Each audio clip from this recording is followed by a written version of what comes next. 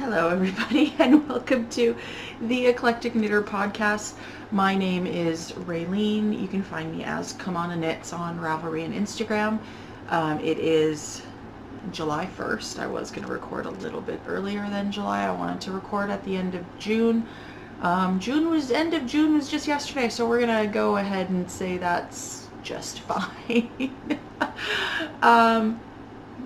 Yeah, so it's July 1st. It is Canada Day up here in Canada. There's going to be fireworks and all kinds of shenanigans going on tonight. I spent yesterday with my family. I have a new laptop, so I'm trying to... I don't have any of the software installed or anything, and it's a little bit different height because I have my dog's crate set up again, so I thought that might work well for the laptop to sit on, but we'll see. The dog's just over there sleeping. So we're going to start with finished objects. I have two large knitted finished objects. I have a hoe. I can't show. And then I have some works in progress. So that's kind of where we're at. I am sitting on my couch, but I have a giant pillow behind me because that's how I sit when I spin, so that I can sit up straighter and spin with my wheel because I don't have another chair, so I use my couch. And I was just spinning, so figured that would work out well. So the camera is a little bit more pulled back than normal. I'm hoping you'll still be able to see everything properly. If there are any issues with sound, or I know I have my air conditioner running because it's been plus 30 here for like the last 2 weeks at Celsius, let me know. I can maybe turn it off for recording, but I'm planning on recording once a month, so it won't be till like the end of July. Hopefully it'll be at the end of July. I think I recorded last at the end of May. Let's see, I have May 26th was the last time I recorded, so it is a little bit, it's around a month, not as late as I thought I was. So the first finished object is I'm wearing my Soldotna crop. This is a pattern by Caitlin Hunter of Boylan Knitworks, I believe. Yes. I finished this shortly after recording last time. I ended up, I don't quite remember where I was last time, but I know I finished it shortly thereafter.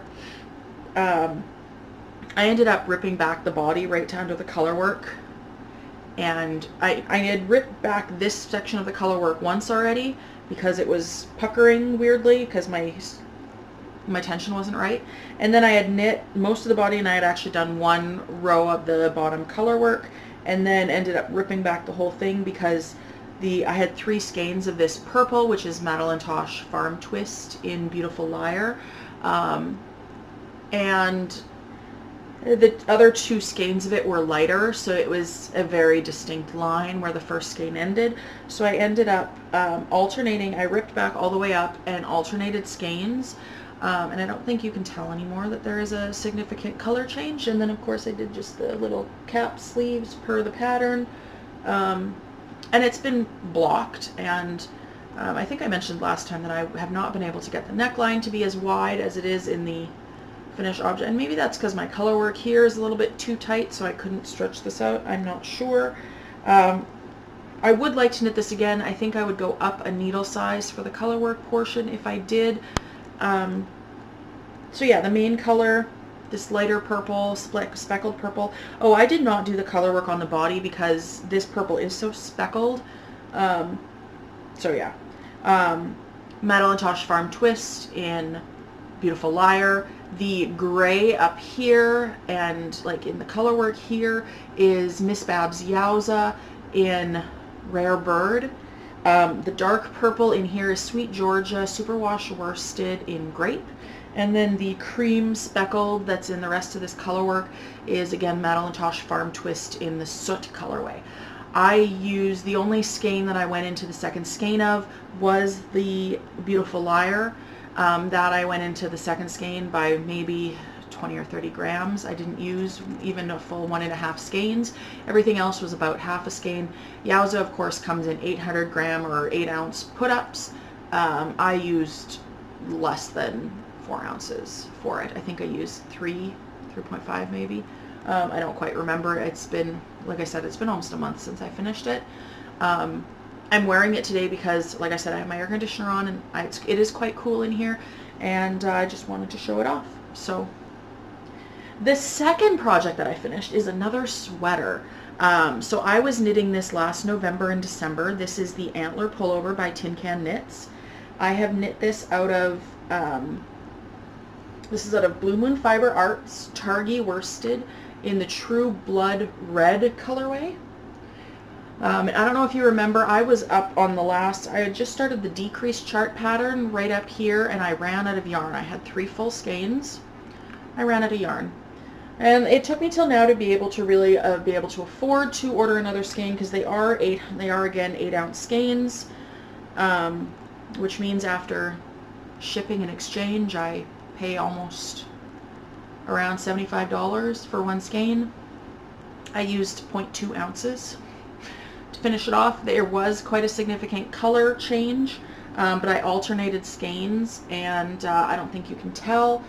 I am a little bit upset because after washing and blocking, the sleeves are too long, so I could have ripped back the sleeves a little bit shorter, and then I probably wouldn't have had to order a second skein, but I didn't feel like ripping out the entire yoke in order to do that. So it is kind of, it is, of course, I don't know if it recorded well there. We'll see. It still says it's recording, so we'll see what happens. Sorry if it went funny. So yeah, I was lazy and I literally paid for it. I now have almost a full 8-ounce skein. I have like a 7.8 ounce skein of this, and because it's non-superwash, I can't, like, it would be enough to knit my nephew a sweater, but it's non-superwash, and I don't want to burden my sister-in-law with having to try to remember that, because 2 kids under 5, just no time for stuff like that. So I'm not sure what I'm going to do with it, but it will find a use eventually. I really enjoyed this pattern. This was supposed to be a test knit.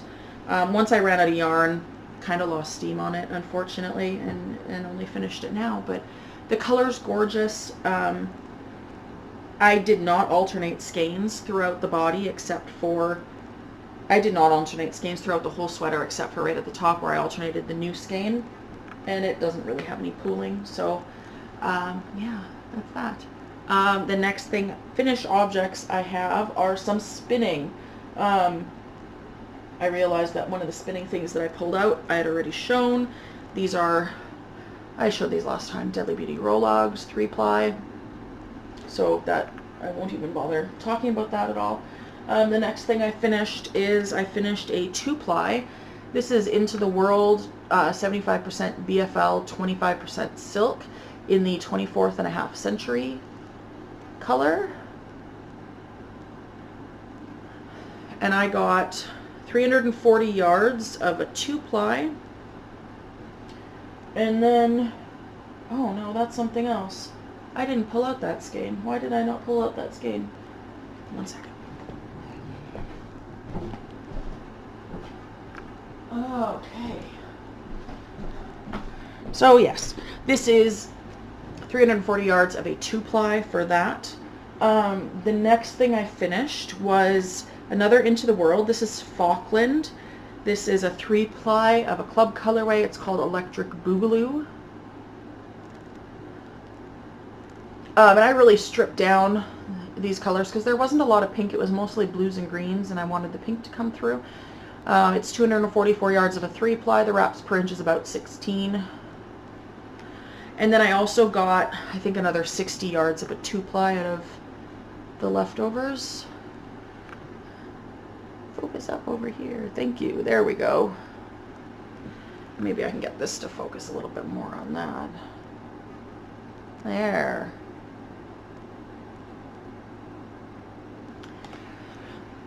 So I finished this. Plus, I practiced some worsted spinning. This is 2 ounces of Rolags from Spindles and Stitches. This is the Simba colorway. It is merino, alpaca, and silk. So I did a modified worsted, a short backwards draft, modified, long backwards, long draw, modified, long draw, kind of. So, like, as I said earlier at the beginning, I sit, I feel like this needs to be tilted a little bit more, but maybe it needs to be moved over. I don't know. Anyway, as I said before, I sit on my couch with this cushion behind me, which has me sitting up kind of on the edge of the couch, and then I treadle, and I have my wheel in front of me, and I draft over here. And usually I'm slouched, and I'm drafting like this. My fiber supply goes over here. Now, because of this, like, I hold my fiber supply in my left hand, and I draft out with my right for my short forward. And because of this, I don't have a lot of motion to pull, to keep pulling back, I find. And because I am very right-handed, I was going to practice my worsted style spinning. No, my woolen style spinning, sorry. And I was going to hold my fiber supply with my right, because you draft your fiber supply backwards and then pinch and let go with your left, with my left. I was going to switch which hand.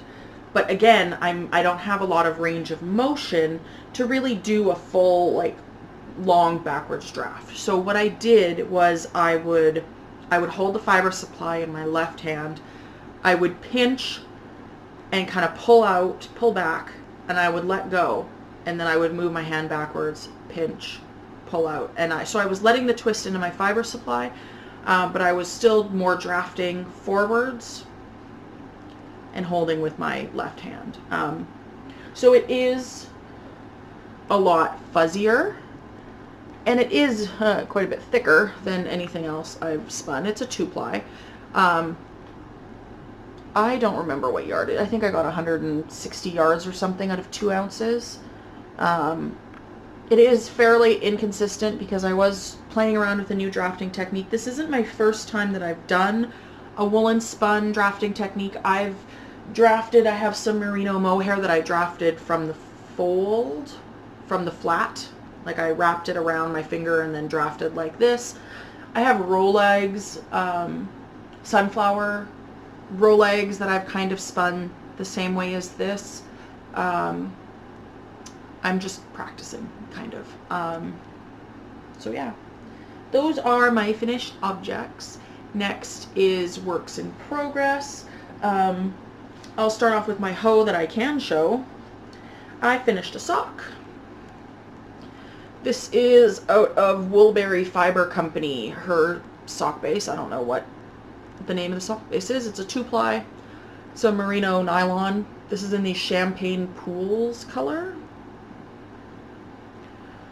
And I did a new depths heel for this. It is still very tight across my instep though, so I may try the new depths heel again, but I will increase more stitches, because this time I think I only increased 4. Like, my little mock gusset was only 4 stitches. I may try doing more before counting this heel out, but it is still very tight across the top of my foot.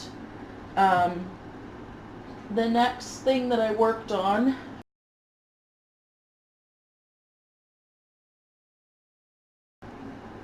this is kind of a mess. This is out of Hedgehog Fibers, her sock, and Kidsilk Mohair in, I think, Sorry Not Sorry. I don't think I have a tag here. Anyway, it's this beautiful minty green. So I am done the body, as you can see, and I am working my way up the back.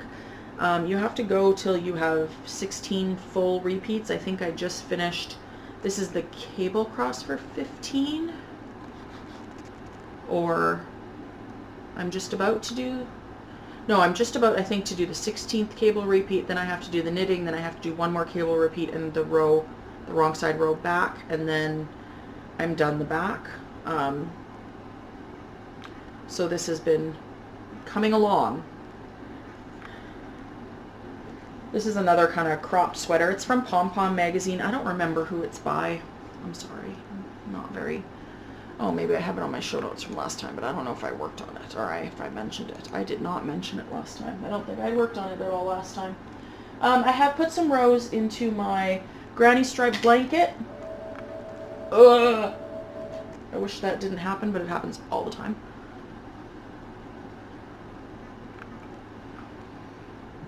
But I'm not going to pull it out because it's huge.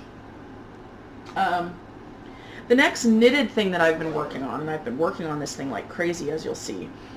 So last time I talked about my Textures Unite or Vertices Unite, how I'm doing, I'm using the stitch count from Textures Unite to get a bigger shawl, but I'm using just garter stitch from Vertices Unite because I didn't feel like doing the brioche and the cables and all that stuff.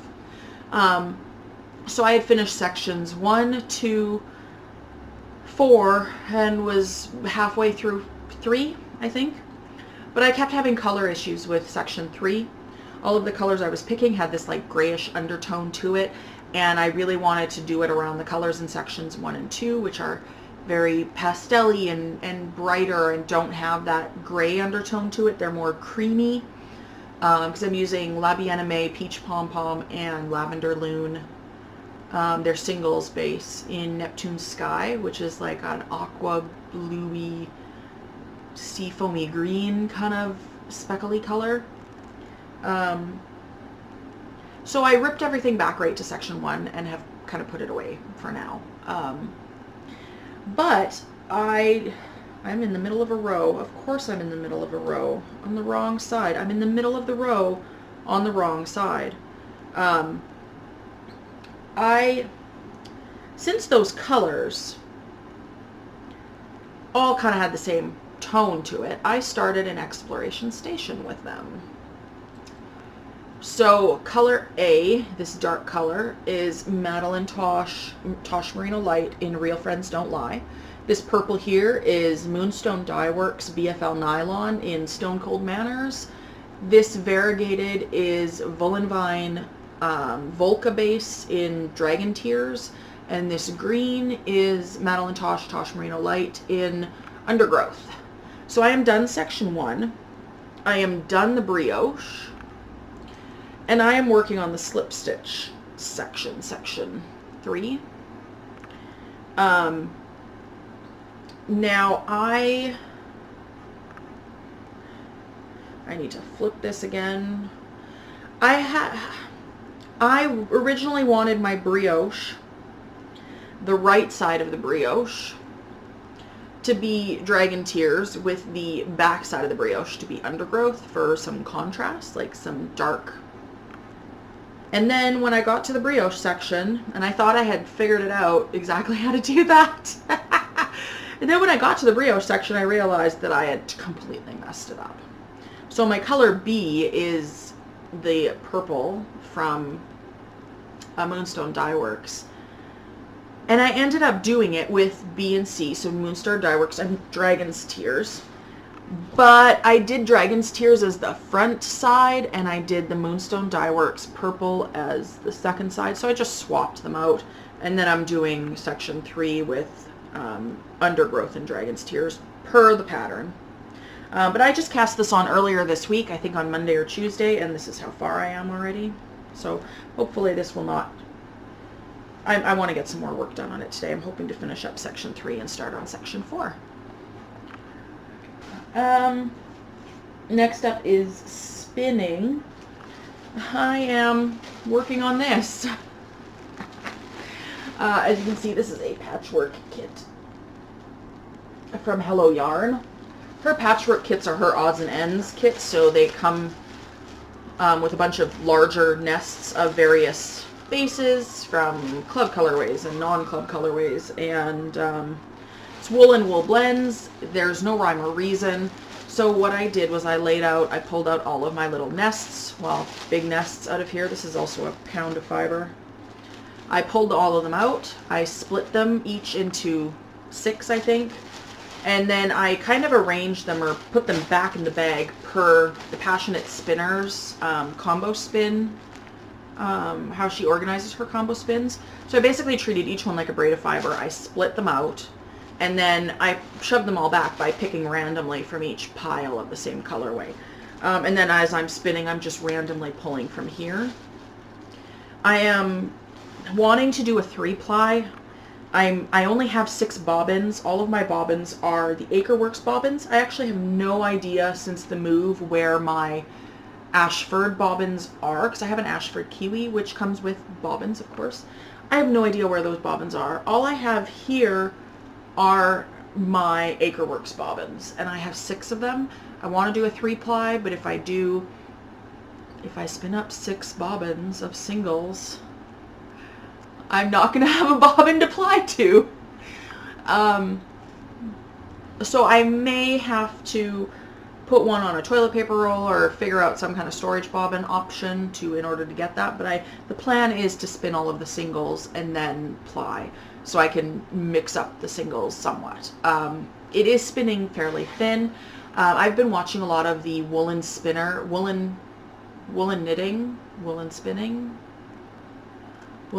podcast with Rachel from, she's in the Langley, BC area, and I lived out there for 2 years. Wish I had been spinning then, because then I would have at least, been able to talk to people who spin, because they have what seems like a really active Weaver and Spinners Guild out there. And as far as I've been able to find out, there's nothing like that in Winnipeg. So she tried to do a combo spin like the Passionate Spinner, and after her talking about it, I went and figured out what that was, where you pull together all the braids that you want to use, you strip them down, you put them into piles, and then randomly grab, so that when you're grabbing fiber and you're not like spinning a full braid of the same color and then spinning another full braid, etc. It just mixes it up a little bit better, so it looks more cohesive once it's spun. So that's how I prepped my patchwork kit, sorry. And she had talked about it when she tried that. She really didn't enjoy spinning it because of the constantly changing fibers. It was really bothering her. You get into a routine with the first fiber, and then you grab another piece from your bag and it's a different fiber and it drafts different. I actually have not had that issue so far. I've never spun like a Targhee bamboo silk blend, and I think some of the pieces that I've pulled out of here, like this one in particular, I feel is a Targhee bamboo silk blend. I've had no problems drafting this. Some of the yarns in here are harsher than others. There's one in here I feel is thin, and then there's some that are really spongy, like they feel kind of like Rambouillet, where they're just spongy. And it's just not bothering me to draft them, so I'm really happy about that. I was hoping it wouldn't be a slog. I feel after spinning, like I've spun almost a full bobbin already. Well, at least half of a bobbin, because I'm going to be spinning like right to the end of the bobbin. I feel like by spinning one of these, you get skeins that are like hello yarn in a nutshell, in a skein. One skein has all of her like favorite colors, because she always has a lot of browns, and then occasionally you get like these pops of aqua, blue in some of them, and then there's these pinks, and then there's this one, I had one bump in here that was this bright, this one right here, this bright green. Then you also have all these peaches and purples here, and then these oranges and orangey browns, and I'm hoping by doing a 3-ply, because I'm not always going to be pulling the same color, like I'm not pulling any order. I'm trying kind of to get the transition to line up okay, but I have no idea what order I've spun the little things in. So I'm hoping that it will really break up the colors. I'm hoping the colors will be very blended, I guess. I don't want it to look muddy, but I do want it to look blended, and I'm hoping a traditional 3-ply will help with that. I'm not sure what I'm going to do with this. I don't think a pound of fiber is going to give me enough of a 3-ply to do like a sweater or anything with, just because of my size. I don't think it's going to give me enough yardage. Maybe a crop sweater, maybe a what is that Andrea Mowry Shifty or something. She has a sweater, but that's even color work, and I don't want to do any kind of mosaic knitting or anything with it. So it might just end up being a giant asymmetrical shawl, that like a boomerang style, where I can just keep knitting for forever, or maybe a Quaker yarn stretcher, something like that. But with a whole pound of fiber, I feel like that's still really a big, it's probably going to be quite a bit of yardage, because I can get, you know, like that, this skein is 244 yards out of less than 4 ounces.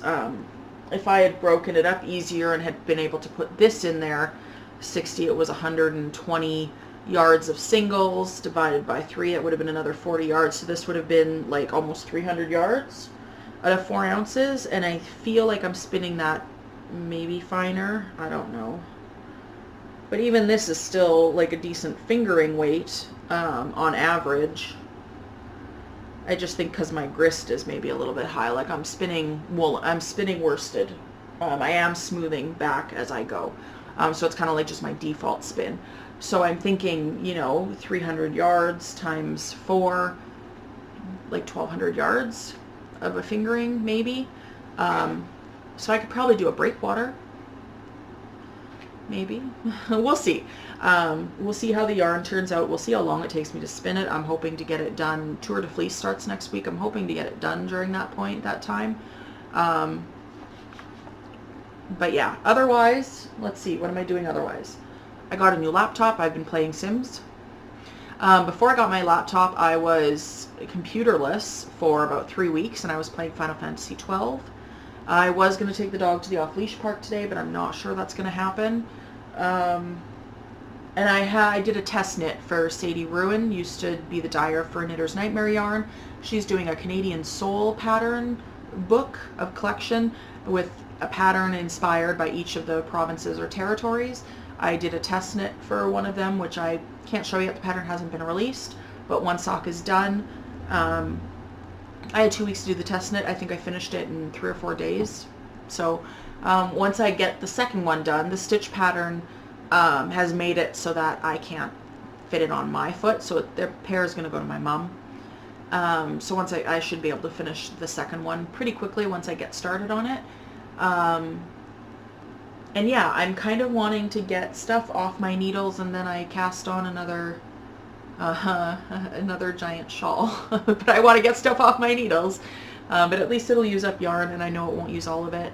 I have also reorganized my stash somewhat because of the couch. I have a pile of Rubbermaid totes that are over there with yarn, and then I have another pile in my bedroom. Those are all fiber. And I still have more stuff at my parents', but I split my my scrap yarns into 2 bins. I have a deep bin of fingering weight scraps, and then I have a thinner bin of just everything else, worsted, bulky, DK, and then lace weight is in there as well. So I've been doing that. I was at my parents' yesterday, spent time with my niece and my nephew and my parents. I did laundry for free, can't beat that. We celebrated my sister-in-law's birthday, and we also celebrated Father's Day for my dad. Yeah, it's been a little, work's busy, crazy. I know this podcast doesn't have a whole lot of viewers or followers, and that's okay. I'm recording because I enjoy it, and because I don't have anybody in my day-to-day life that really understands fiber and the spinning aspect of it, and the knitting aspect of it. And even though I don't have no idea if any of my viewers actually spin or not, so talking about, you know, long backwards and all that stuff that I was talking about with how I sit maybe makes no sense, but it still gives me an opportunity to talk about this stuff when I don't have a lot of other opportunities, because my mom she'll listen to me but she has no idea what I'm talking about. She crochets, and she's crocheting a poncho, and I gave her a sweater quantity of Manos del Uruguay Dos Tierras, which is the 50% superwash merino alpaca blend, in the Paris Nights colorway. I gave her a sweater quantity of that for her to crochet herself a poncho out of it that she really liked, and I taught her how to do a gauge swatch yesterday, and we washed it and blocked it, and she was going to knit it with giant needles, and because that's the gauge that she got when it was unwashed. And after we washed it, she's like, no, she originally had like 8mm needles, and after we washed and blocked that swatch, it was huge. And she had also done a gauge swatch with 6mm needles, and that's the gauge, the gauge that she's going to end up doing the poncho in. So that was cool that I could teach her, you know, something about that.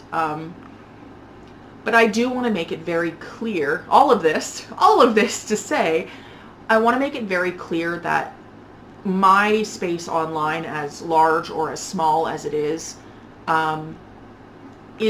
intended to be inclusive. I am, in a lot of respects, very heartbroken by the way people of color have been treated in the knitting community, and the things that have come to light over the last 6 months. And so I do want to make it very clear that if you don't agree with that, or if you are blind to your privilege as a white person, if you are not willing to do the work, to be uncomfortable with your feelings, I don't know if this is the right place for you. I will not tolerate any kind of slandering or hate speech in the communities that I have control over. It will not be tolerated in any way, shape, or form. Those are kind of my feelings on what is going on. I hope it has some effect, some help, something. Because I know that I can sit here and I can say, oh yeah, I don't pay attention to politics, or oh yeah, I just don't, you know, I just want to knit. I just want knitting to be knitting and stuff like that. But I've also never had the experience of walking into a yarn store and having the owner follow me around because they think I'm going to steal, you know. And I don't feel like anybody should have that experience. And I am greatly disappointed that people have. So, yeah. Sorry to end this on such a serious note, but it has been ongoing in the community, and it seems to have ramped up again with Ravelry's decision to ban support for Trump, which is just really a symptom of the problem. It's not the underlying issue. It is a symptom of the things that are going on underneath. I think it is a good first step. I don't think it should be the last step, or that it can be the last step, or that it should be the only step.